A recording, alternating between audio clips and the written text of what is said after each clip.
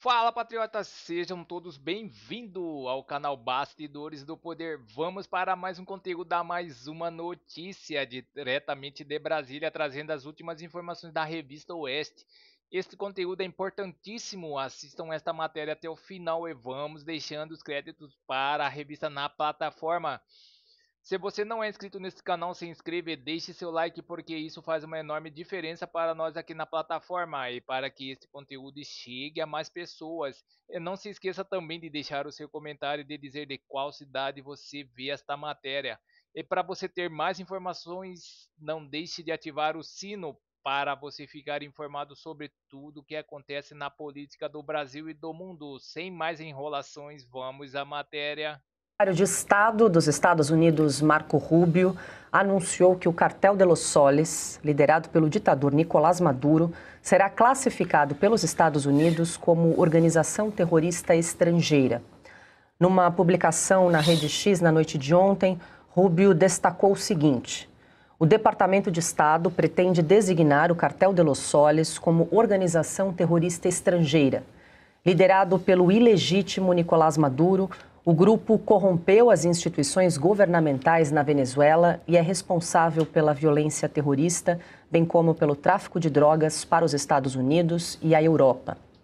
As autoridades americanas acusam o cartel de Maduro de atuar em parceria com o Trem de Aragua no envio de drogas ao território americano.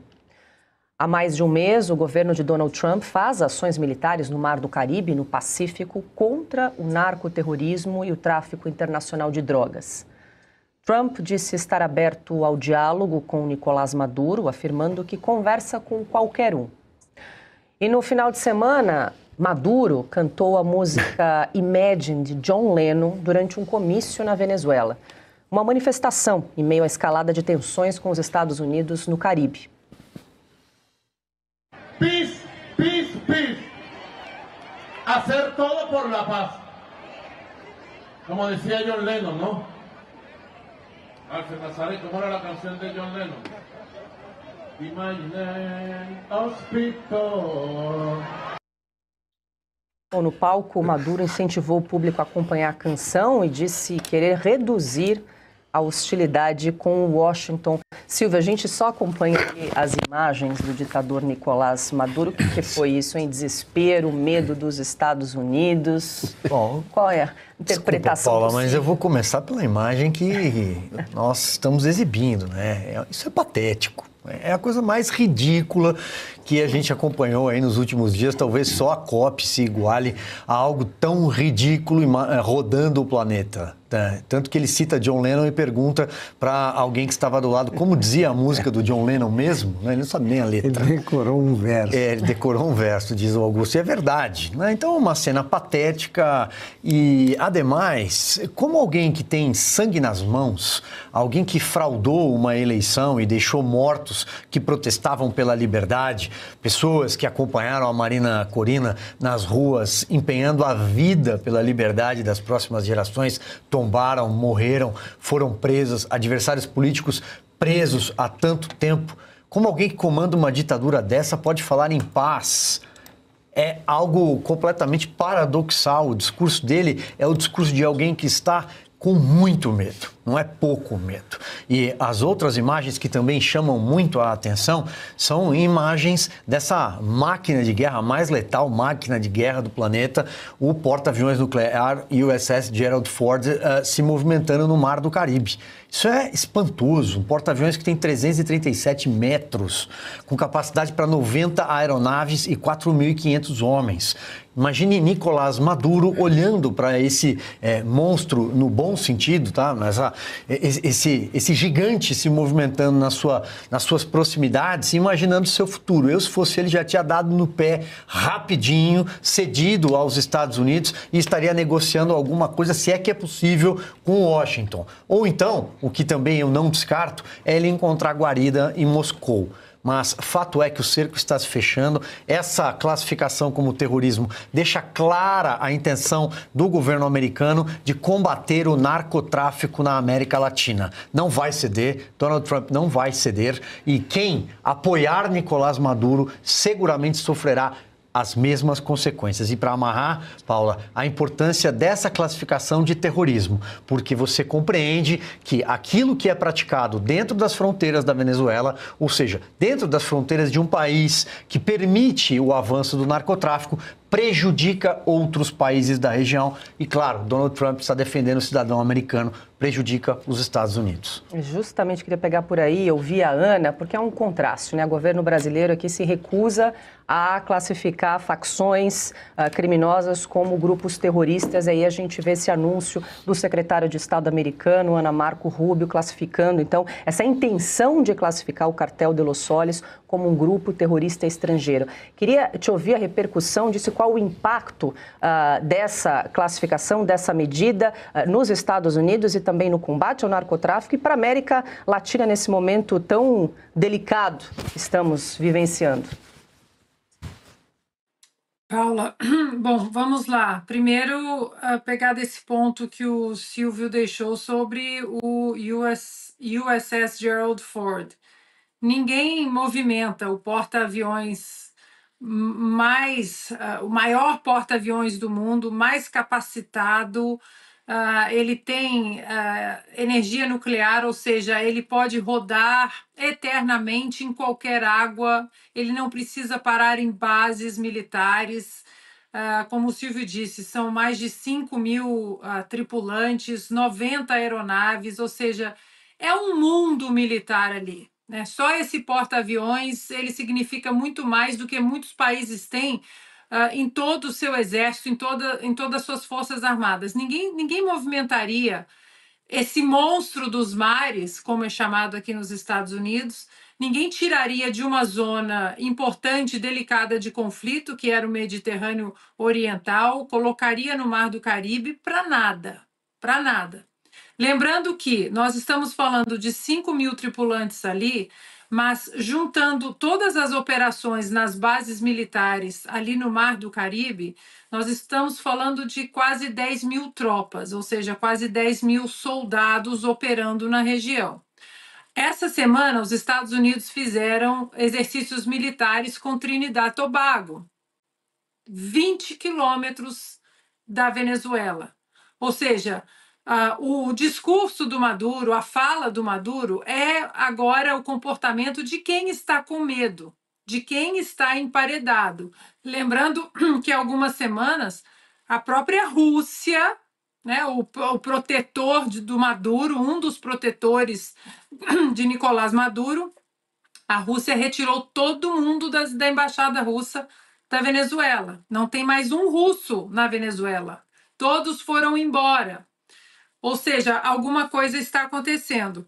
Agora, o mais importante disso tudo é que tanto o secretário de Estado, o Marco Rubio, quanto o secretário de Guerra, o Pete Hegseth, eles têm o mesmo discurso, com uma palavra em comum que eles estão falando há semanas aqui: narcoterrorismo. Narcoterrorismo. Praticamente todos os discursos do secretário de Guerra e do secretário de Estado têm essa palavra. Nós vamos derrotar o narcoterrorismo. E o Brasil vai entrar nesse contexto, Paula, não tem como fugir, principalmente agora, depois da mega operação no Rio de Janeiro. Portanto, o chanceler Mauro Vieira pode tentar a veia diplomática que for para falar das tarifas, para falar do Brasil, para apertar a mão do Marco Rubio, que essa palavra narcoterrorismo não vai sair da boca de dois secretários que são praticamente o braço direito de Donald Trump, secretário de Guerra e secretário de Estado, falando essa palavra o tempo todo, desde o dia 20 de janeiro, quando eles entraram na Casa Branca. Não é uma pauta que entra e sai do debate, daqui a pouco eles vêm. É uma pauta que foi promessa de campanha: nós vamos combater o narcoterrorismo, nós vamos entrar numa guerra implacável contra as drogas, e eles estão entregando exatamente o que eles prometeram. O Brasil não tem como fugir dessa rota.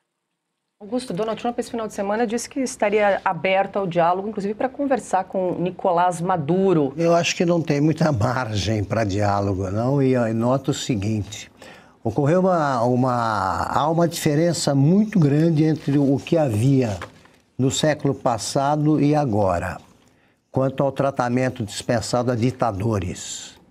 Antes, no século passado, até recentemente, e tivemos o caso do Idi Amin e o caso do Baby Doc no Haiti. Quer dizer, você sempre deixava uma saída para o cara que acabava escapando, comprava um castelo na França, não estou imaginando isso aconteceu, no caso do Idi Amin, e gastava lá a fortuna que você roubou do povo.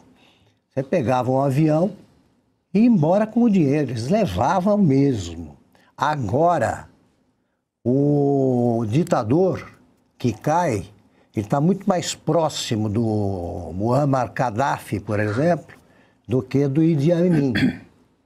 Ele acaba ou preso, julgado por tribunais internacionais, ou morto pelo ódio que eles despertam na população. Para onde iria o Maduro? Se ele tivesse lugar para ir, ele já teria saído. Para a Rússia, mas ali o Sírio já tomou o lugar dele. A Rússia não vai acolher todo mundo. Então, o que torna o fato mais dramático ainda é que o ditador, que é um sujeito completamente sem alma, sem sentimentos, ele se sentindo acuado. E vamos para mais notícias direto do site Conexão Política. Editorial: não foi a Alemanha que humilhou o Brasil. A fala do chanceler alemão foi dura, direta, quase cruel para quem ainda insiste em acreditar na fantasia de país potência, mas foi verdadeira, e verdade no Brasil sempre dói mais do que deveria. Quando Friedrich Merz disse em Berlim que nenhum dos jornalistas alemães quis ficar no Brasil e que todos estavam felizes por ter voltado para a Alemanha, o incômodo não está na frase, o incômodo está na realidade que a frase traz.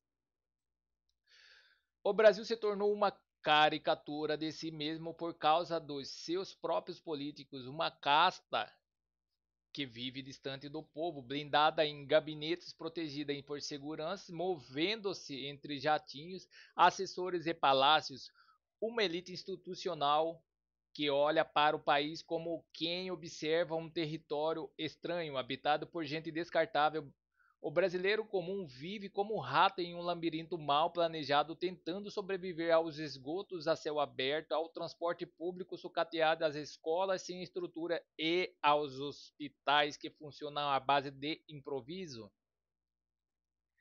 Enquanto isso, quem deveria ser responsabilizado pela tragédia cotidiana vive de marketing e de slogans, maquiando a miséria estrutural com campanhas coloridas, promessas recicladas e narrativas de 4 em 4 anos.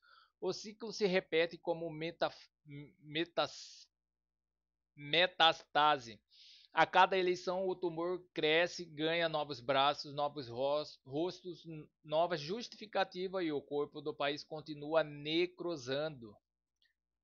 Os mesmos políticos que entregam o pior de si à população são que correm para posar como vítimas quando crítica internacional detona o óbvio.